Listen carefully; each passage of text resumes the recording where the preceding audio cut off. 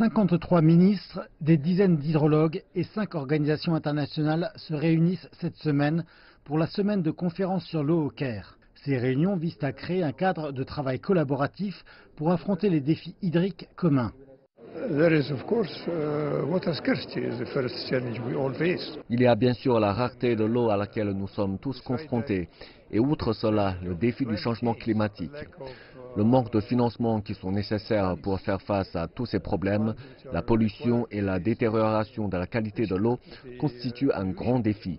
Ce sont des défis non seulement de l'Égypte, mais du monde entier.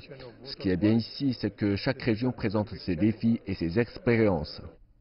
Des dizaines d'articles scientifiques et de recherches ont été produits, qui sont soumis aux discussions ici à la semaine de l'eau du Caire.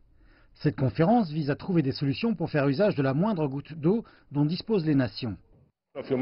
En Égypte, le secteur industriel utilise 2,5 milliards de mètres cubes d'eau, tandis qu'il participe au PIB à hauteur de 17%. L'agriculture en utilise 62 milliards, tandis qu'elle ne participe qu'à hauteur de 11%. Nous devons développer nos méthodes agricoles pour utiliser moins d'eau et produire davantage. C'est pourquoi l'Égypte a besoin de cette conférence.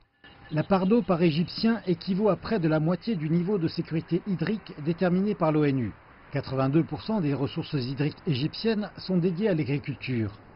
Malgré sa population immense et ses ressources d'eau renouvelables limitées, le pays est plus efficace que la plupart des pays africains.